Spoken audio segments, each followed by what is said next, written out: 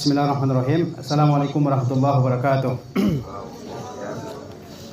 Alhamdulillah rabbil alamin wal aqibatu lil muttaqin wala udwana illa 'alal zalimin. Asyhadu an la ilaha illallah wahdahu la syarikalah wa asyhadu anna Muhammadan abduhu wa rasuluh sallallahu alaihi wasallam la nabiyya ba'dah.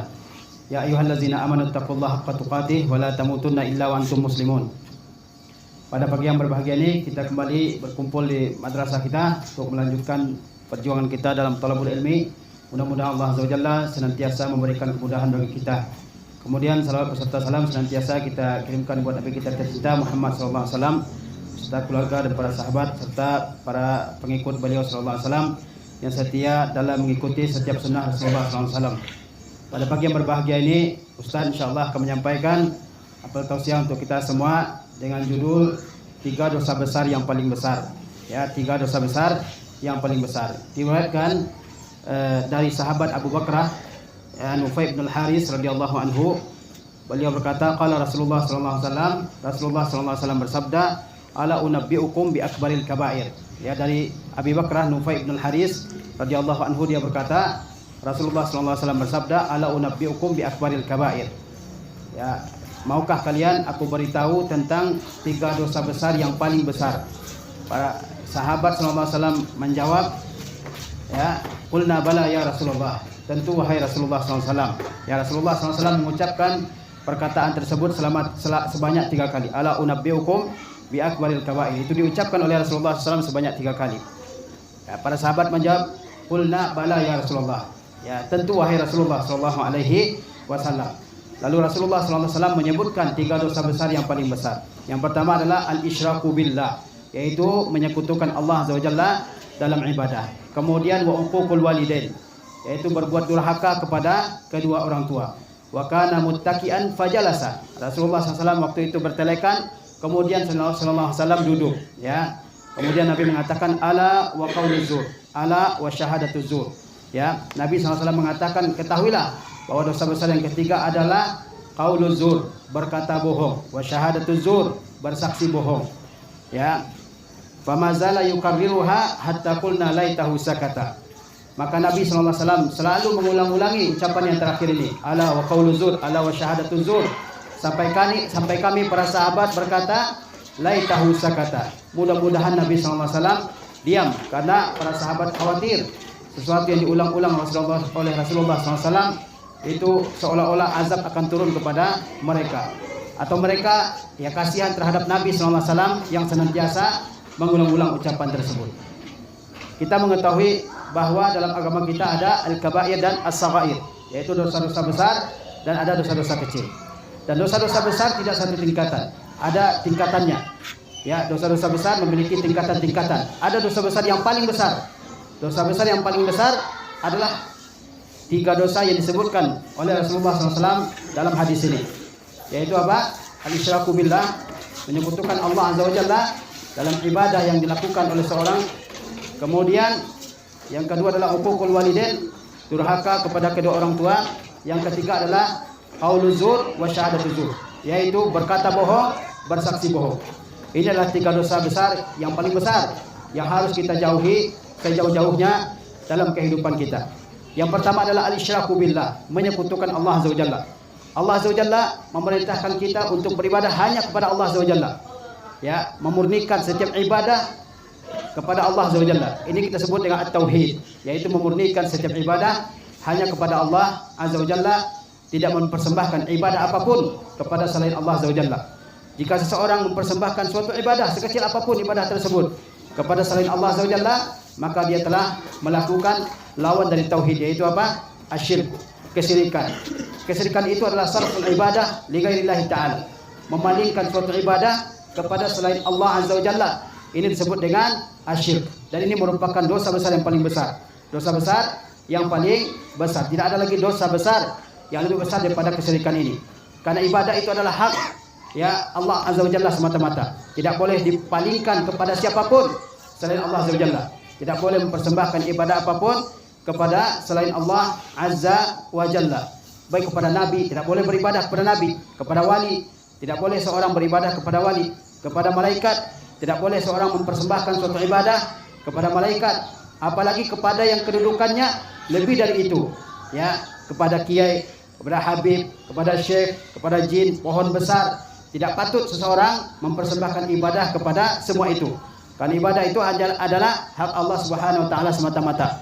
Sebagaimana ya Nabi SAW bertanya kepada Muaz bin Jabal, "Ya Muaz, atadri ma haqqullahi 'alal ibad wa ma haqqul ibadi 'ala Allah?" Wahai Muaz, apakah kamu tahu apa hak hamba apa hak Allah atas hambanya dan apa hak hamba atas Allah Azza wa Jalla? Kata Muaz bin Jabal, "Allah wa rasuluhu a'lam." Allah dan Rasulnya lah yang lebih mengetahui. Kemudian Nabi SAW menyebutkan apa hak Allah atas hambanya, yaitu apa? Haqqullahi 'alal ibadi an ya'buduhu wa la yusyriku bihi syai'a. Bahwa hak Allah atas hamba adalah mereka beribadah hanya kepada Allah SWT semata-mata dan tidak beribadah kepada apapun selain Allah Azza wa Jalla. Ini adalah hak Allah Azza wa Jalla atas hambanya. Tidak boleh melakukan ya kesyirikan sekecil apapun. Karena kalau seorang melakukan kesyirikan, maka sesungguhnya dia telah melakukan kezaliman yang paling besar. Allah Azza wa Jalla berfirman, "Inna syirka la zulmun azim." Sesungguhnya kesyirikan itu adalah kezaliman yang paling besar. Kenapa kesyirikan disebut kezaliman yang paling besar? Az-zulmu, ya kezaliman itu adalah wad'u syai'i fi ghairi mawdi'ihi al-la'iqi bihi. Ya, kezaliman itu adalah meletakkan sesuatu bukan pada tempat yang sesuai dengannya. Ibadah kemana diletakkan? Kemana dipersembahkan? Kemana diperuntukkan? Hanya kepada Allah Azza wa Jalla.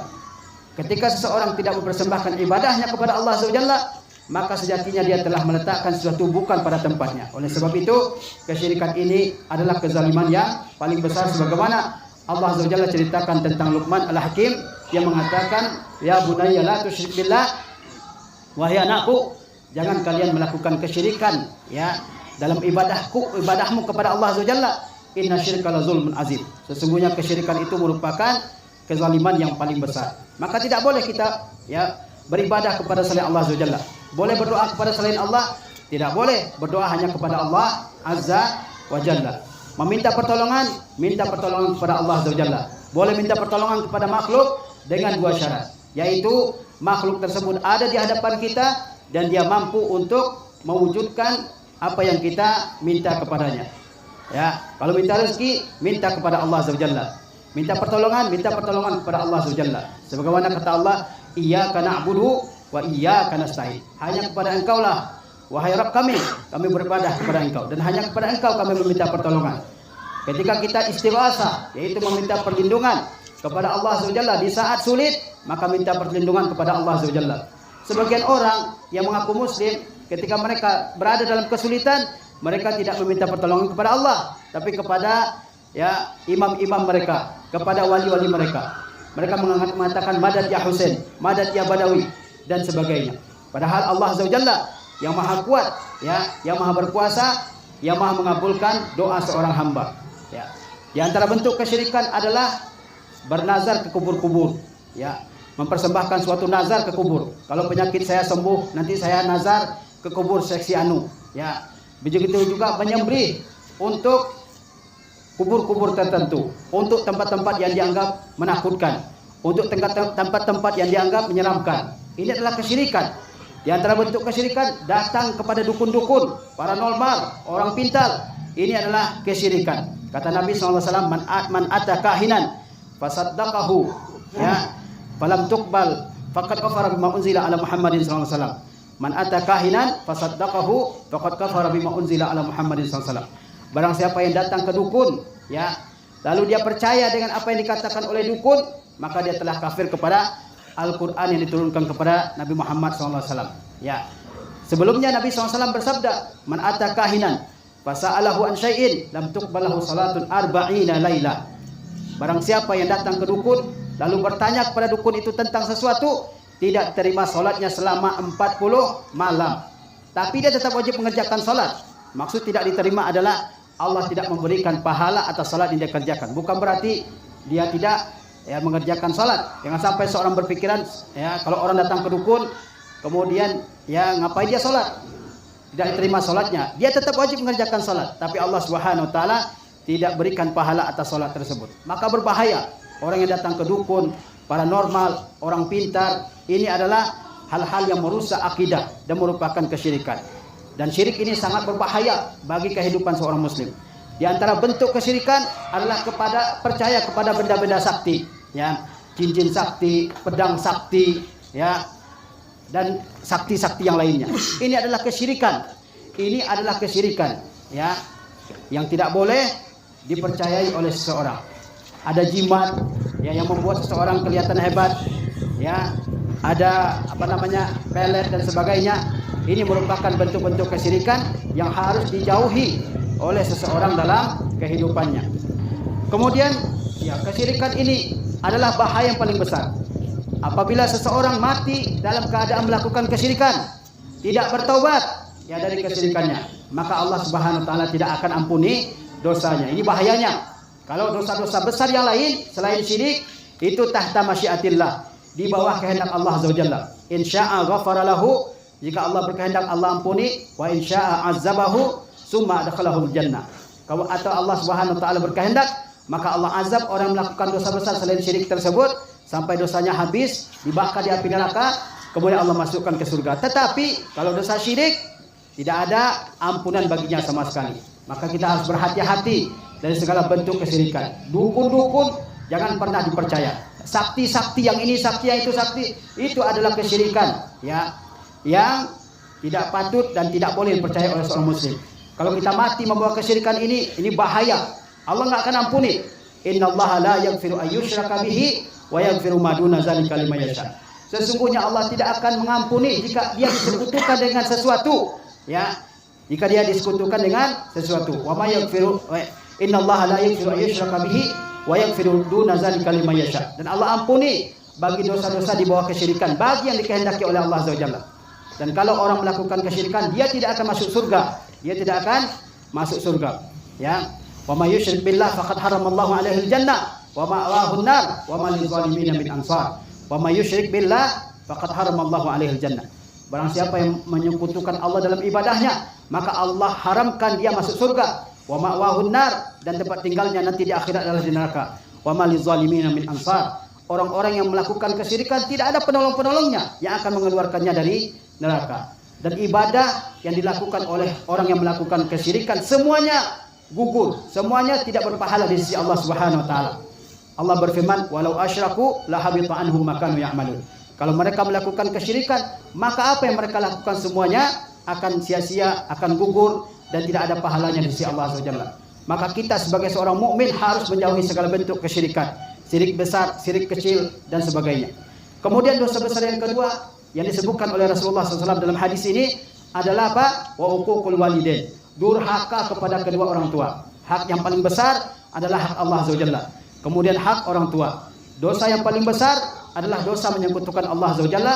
Kemudian dosa durhaka kepada kedua orang tua. Maka jangan sampai seorang anak, ya, berbuat durhaka kepada kedua orang tuanya. Sebagaimana Allah Azza wa Jalla memerintahkan kita semua untuk taat dan patuh kepada kedua orang tua kita. Wa qadara rabbuka alla ta'budu illa iyyahu wa bil walidaini ihsana.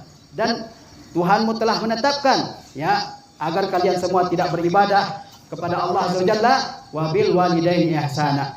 Dan hendaklah kalian semua berbuat baik kepada siapa? Kepada kedua orang tua kalian. Hak yang paling besar setelah hak Allah adalah hak kedua orang tua kita. Jangan sampai kita durhaka. Nanti akan kita sebutkan di antara bentuk kedurhakaan seorang anak kepada kedua orang tuanya, ya. Kata Allah dalam ayat yang lain, "Wasainal insana biwalidayhi," dan kami telah wasiatkan kepada semua manusia agar dia berbuat baik kepada kedua orang tuanya, ya. Apa lawan daripada al-ihsan ilal walidain? Berbuat baik kepada kedua orang tua, yaitu uququl walidain, durhaka kepada kedua orang tua. Ini adalah dosa besar yang paling besar setelah syirik yang harus kita jauhi. Kata Rasulullah SAW, "Innallaha ta'ala harrama 'alaikum uquqal ummahat." Sesungguhnya Allah Ta'ala telah haramkan atas kalian uquqal ummahat, durhaka kepada ibu kalian. Disebutkan ibu bukan berarti boleh durhaka kepada ayah. Tapi kebanyakan manusia, ya, banyak durhaka kepada ibunya karena ibunya lemah, ya. Sementara ayahnya punya wibawa, punya kekuatan sehingga dia takut durhaka kepada ayahnya. Tapi banyak manusia yang durhaka kepada ibunya. Makanya Nabi SAW sebutkan durhaka kepada ibu, bukan berarti boleh durhaka kepada bapak. Ini diharamkan. Ingat kata Rasulullah, "Innallaha harrama." Sesungguhnya Allah haramkan. Haram itu artinya apa? Sesuatu yang tidak boleh dilakukan sama sekali. Kalau dilakukan mendapatkan apa? Dosa. "Innallaha harrama 'alaikum uquqal ummahat." Sesungguhnya Allah haramkan atas kalian durhaka kepada ibu kalian. Dan lebih berbahaya lagi, orang yang durhaka ini, hati-hati kalian nih semuanya. Orang yang durhaka ini bukan hanya mendapatkan atau melakukan sesuatu yang dilarang oleh Allah SWT, bahkan lebih dari itu. Orang yang durhaka tidak akan masuk surga. Kata Rasulullah SAW, la yadkhulul jannata aqun. Tidak akan masuk surga orang yang durhaka. Tidak akan masuk surga, coba dibayangkan itu. Tidak akan masuk surga orang yang durhaka. Kepada siapa? Kepada kedua orang tuanya. Tidak akan masuk surga. Kita ibadah, kita sholat, kita puasa, kita tilawah Al-Quran, kita membaca Al-Quran, kita talabul ilmi, kita berbuat baik kepada orang-orang lain. Tapi kalau durhaka kepada kedua orang tua, maka tidak akan masuk surga. La yadkhulul jannata aqun. Tidak akan masuk surga orang yang durhaka kepada kedua orang tua. Memang tidak masuk surga, kata ulama, bukan berarti tidak masuk surga selama-lamanya. Tapi tidak masuk surga bersama orang-orang yang pertama-tama masuk surga. Jadi azab terlebih dahulu oleh Allah Azza wa Jalla di dalam neraka. Sampai dosa durhaka tersebut habis dibakar oleh Allah Azza wa Jalla di dalam neraka. Dalam hadis yang lain, Rasulullah SAW menerangkan bentuk-bentuk kedurhakaan tersebut. Apa bentuk kedurhakaan tersebut? Di antaranya adalah seorang anak dia menolak untuk bernasab kepada ayahnya sendiri. Ini adalah kedurhakaan. Ada anak-anak yang nggak mau bernasab kepada ayahnya, padahal dia tahu itu ayahnya. Dia bernasab kepada orang lain. Ini adalah durhaka kepada kedua orang tua. Man idda'a ila ghairi abihi wa huwa ya'lam annahu ghairu abihi fal jannatu alaihi haram. Barang siapa yang menasabkan diri bukan ke ayahnya, padahal dia tahu bahwa orang yang dia nasabkan dirinya kepadanya bukan bapaknya. Dia nasabkan dirinya kepada orang lain. Paham maksudnya? Dia fulan bin fulan.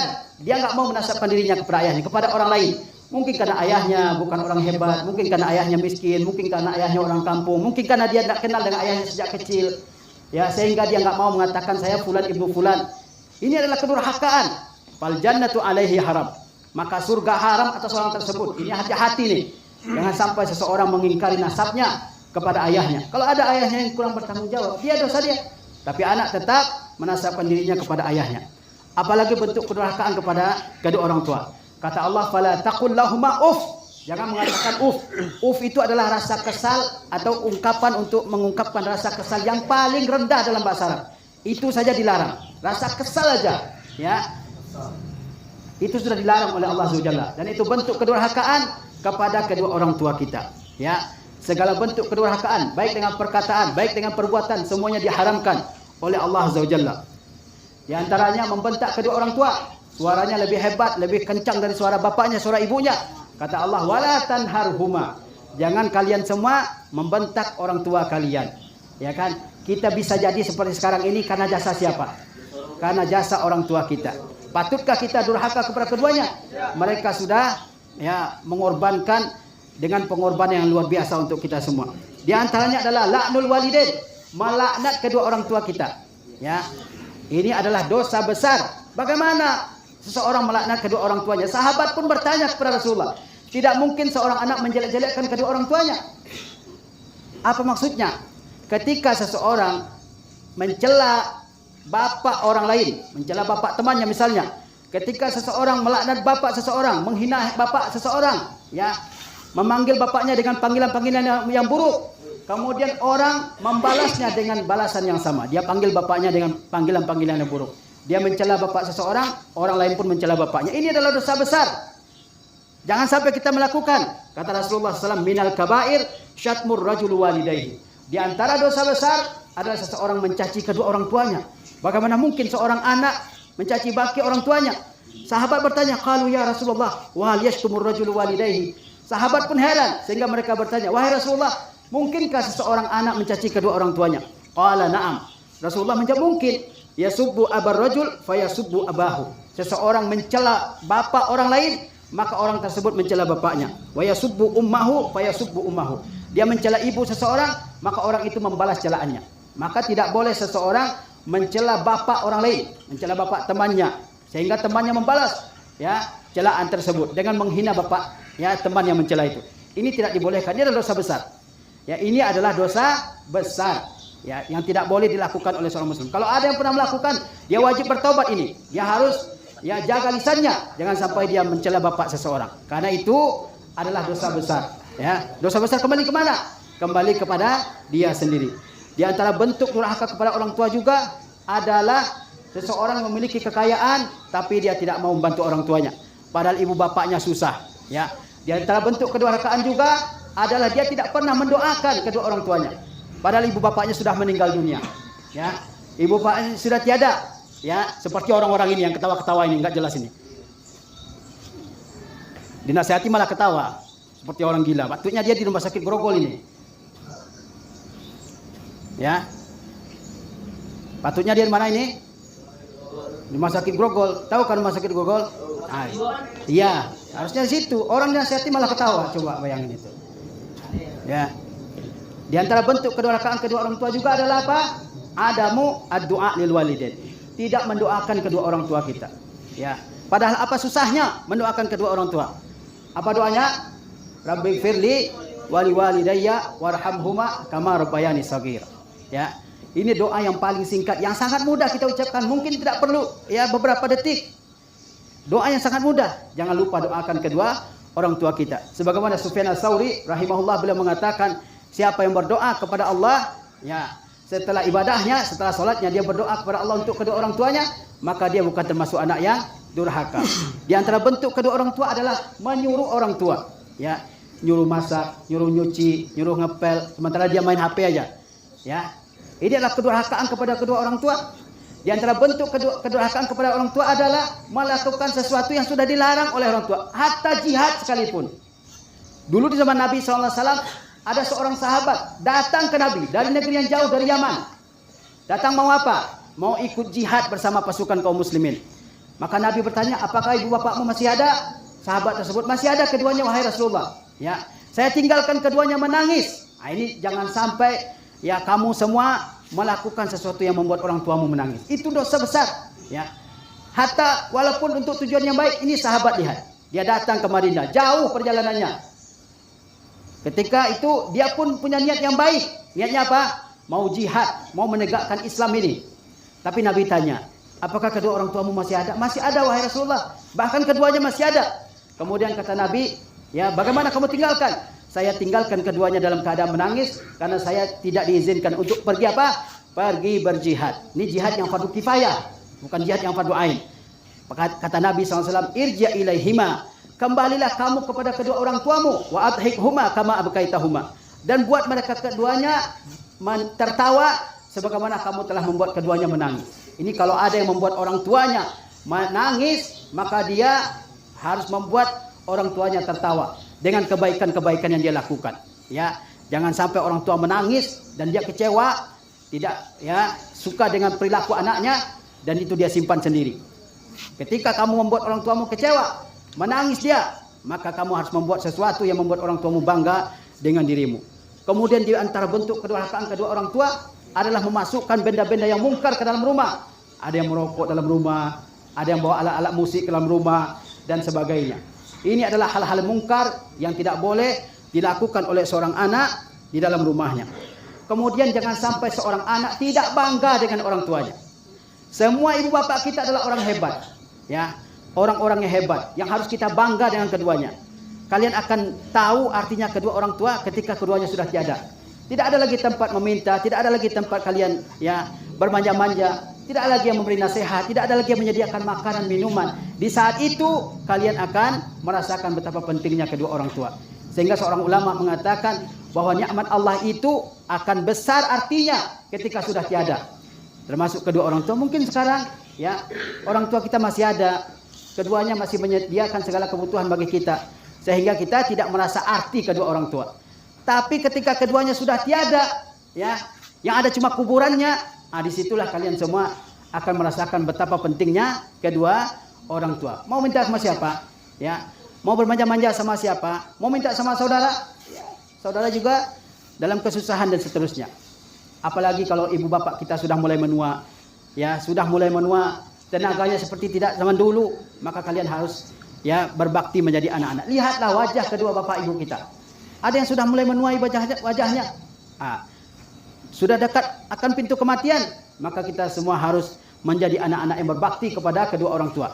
Dan ingat satu kata Rasulullah SAW, ada 2 dosa yang hukumannya disegerakan oleh Allah SWT di dunia. Di samping hukuman azab yang Allah sediakan atas dosa tersebut di dunia, di akhirat. Ada 2 dosa Allah SWT segerakan hukumannya di dunia, di samping hukuman yang Allah sediakan untuk kedua dosa tersebut di akhirat. Apa itu? Yaitu dosa al-baghyu wal-uquq. Al-baghyu itu berbuat zalim ke orang. Ada seseorang zalim ke orang lain, pasti dia rasakan dampaknya di dunia, selain dampak di akhirat. Begitu juga al-uquq, durhaka kepada kedua orang tua. Kalau ada seseorang durhaka kepada orang tuanya, pasti dia akan rasakan akibat buruknya di dunia ini sebelum dia mati. Di samping ya hukuman yang akan diterima di akhirat. Maka berhati-hatilah kita semua. Kalau kita durhaka kepada ibu kita, bapak kita, nanti kalian semua punya anak juga akan membalas kedurhakaan yang sama. Ya, itulah di antara dampaknya daripada dosa durhaka kepada kedua orang tua di dunia. Kita punya anak nanti, ya kalian juga punya anak, dan dia juga akan durhaka kepada kedua orang tua. Oleh sebab itu kita harus berbuat baik sebaik mungkin kepada kedua orang tua. Bikin bangga orang tua kalian dengan hafalan kalian, dengan ilmu kalian, dengan adab kalian, dengan kesopanan kalian. Jangan tiap hari laporan-laporan ke orang tua adalah laporan-laporan yang buruk, yang membuat keduanya tidak bangga. Ya, jangan sampai seperti itu. Ingatlah bahwa keridhaan Allah terletak pada keridhaan orang tua, dan kemarahan Allah karena kemarahan kedua orang tua kita. Ridha Rabbi fi ridhal walidain wa sakhatu Rabbi fi sakhatil walidain. Keridhaan Allah, senangnya Allah kepada seorang hamba karena kedua orang tuanya senang kepadanya. Dan kemurkaan Allah kepada seorang hamba karena kemurkaan kedua orang tua hamba kepada hamba tersebut. Kemudian dosa yang ketiga, kata Rasulullah SAW apa? Wa qauluz zur wa syahadatuz zur. Yaitu berkata bohong dan bersaksi bohong. Berkata bohong. Bohong itu artinya mengabarkan sesuatu tidak sesuai dengan kenyataannya. Ini adalah dosa besar. Ketika kita mengabarkan sesuatu tidak sesuai dengan kenyataannya. Kalau nggak bisa kita berkata jujur, ya kita diam. Kata Rasulullah, man samata naja. Barang siapa yang diam dia akan selamat. Bahkan dalam bercanda sekalipun tidak boleh berbohong. Kata Rasulullah SAW, wailul lillazi yuhaddisul haditha, ya, yudhika bihil qaum fayakzib. Wailul lahu. Celaka seseorang yang dia maksudnya baik, yaitu apa? Membuat orang lain tertawa. Kemudian dia berbohong, ya, supaya teman-temannya tertawa. Kata Nabi, wailul lahu. Kehancuranlah bagi dia dan kehancuranlah bagi dia. Hatta dalam bercanda sekalipun tidak boleh kita bohong, apalagi dalam keadaan yang serius. Ya, jangan sampai kita berbohong. Kata Rasulullah SAW, wa iyyakum wal kadzib, jauhi bohong. Ya, fa innal kadzib yahdi ilal fujur, karena kebohongan itu membawa kepada dosa. Wa innal fujur yahdi ilan nar, dan bohong itu akan membawa ke neraka. Wala yazalu rajul yakzib wa yataharal kadzib hatta yuktaba indallahi kazzab. Seseorang yang terbiasa bohong, ya, terus berbohong, dicatat di sisi Allah sebagai seorang pembohong, sehingga seumur hidupnya tidak ada seorang pun yang percaya. Jangan sampai kita dalam hidup kita ngomong apa saja nggak dipercaya oleh orang. Jangan sampai. Itu bentuk hukuman bagi orang yang berbohong. Ya, jangan sampai bohong. Dan bohong itu adalah tanda keburukan, tanda lemahnya jiwa seseorang, tanda seseorang tidak siap menerima resiko atas perkataan dan perbuatan yang telah dia lakukan. Kita harus jadi orang-orang yang akuya, ya, yang kuat. Kalau kita mengatakan sesuatu, katakan dengan jujur. Kalau kita melakukan sesuatu, buat dengan jujur. Ya, seseorang yang menjanjikan sesuatu kepada orang lain, ya tidak tepati, itu adalah kebohongan. Sebagaimana Abdullah bin Amir, Nabi SAW pernah tidur siang di rumahnya. Lalu ibunya Abdullah bin Amir ini memanggil Abdullah ini. Kata ibunya, ha, ta'al, u'tika. Kata ibunya, ke sini. Ayo ke sini kepada Abdullah ini. Saya akan berikan kamu sesuatu. Kata Nabi SAW, maza turidina an tu'tiyahu. Apa yang ingin kamu berikan kepada anaknya Abdullah ini? Tamratan. Kata ibunya, saya ingin berikan sebutir kurma, wahai Rasulullah. Amma innaki iza lam tu'ti, ya, faqad kutibat alaiki kizbah. Kalau kamu tidak jadi berikan, kamu sudah dicatat satu dosa bohong terhadap dirimu. Yang kedua adalah syahadatuz zur, kesaksian palsu. Ketika seseorang diminta untuk bersaksi di pengadilan misalnya, lalu dia bersaksi dengan kesaksian palsu, maka ini adalah dosa besar yang paling besar. Dia berdosa atas dirinya sendiri, dia berdosa atas orang yang dia berikan saksian kepadanya, dan dia juga berdosa kepada orang yang menjadi lawannya. Oleh sebab itu 3 dosa besar ini menyekutukan Allah, durhaka kepada kedua orang tua, berkata palsu, dan juga bersaksi palsu harus kita jauhi dalam kehidupan kita ini. Semoga kita menjadi hamba-hamba yang senantiasa beribadah kepada Allah, taat kepada kedua orang tua, dan berbuat baik kepada segenap manusia. Itulah kunci kehidupan berbahagia dalam kehidupan ini. Senantiasa ibadah kepada Allah sepanjang hidup kita. Wa'bud rabbaka hatta ya'tiyakal yaqin. Beribadahlah sampai datang kematian. Ya, yang kedua apa? Berbuat baik kepada kedua orang tua. Tidak akan celaka, tidak akan sengsara orang yang berbuat baik kepada kedua orang tuanya. Ya. Orang-orang kufar saja. Kamu lihat orang-orang Cina, ya. Mereka itu orang-orang yang bukan menyembah Allah Azza wa Jalla, tapi mereka berbakti kepada ibu bapaknya. Ya. Dia bawa bapaknya, ibunya sudah tua, ya. Kemana dia pergi? Coba Allah berikan kekayaan kepadanya di dunia. Itu orang bukan mukmin, apalagi kita yang mukmin ini, ya. Kita mukmin beriman kepada Allah. Kalau kita berbakti kepada kedua orang tua, pasti Allah Azza wa Jalla berikan ya ganjaran di dunia dan di akhirat. Yang ketiga yang harus dijauhi adalah berkata bohong. Jangan sampai kita menjadi orang-orang yang pembohong. Sebagaimana dikatakan oleh Buya Hamka rahimahullah, ketika orang mengatakan kepada kita, engkau jujur, itu angka luar biasa rasanya dalam hati kita. Kebahagiaan yang luar biasa ketika seorang mengatakan kepada kita, engkau telah berkata jujur. Tapi kalau sebaliknya orang mengatakan kepada kita, kamu bohong, itu alangkah beratnya terasa dalam diri seseorang. Fakun sadiqan, maka jadilah kamu orang yang jujur dalam setiap perkataan dan perbuatanmu. Dan yang ketiga adalah jauhi segala bentuk kebohongan, jauhi segala bentuk kedustaan dalam kehidupan kita ini. Sesungguhnya orang yang berdusta tidak akan pernah beruntung, tidak akan pernah berbahagia dalam kehidupannya. Tapi barangkali itu yang bisa Ustaz sampaikan dalam kesempatan yang berbahagia ini. Mudah-mudahan Allah Azza wa Jalla memberikan segala taufik, inayah, hidayahnya kepada kita semua, sehingga kita semua menjadi orang-orang yang berkah kehidupannya di dunia ini. Wassalamualaikum warahmatullahi wabarakatuh. Alhamdulillah.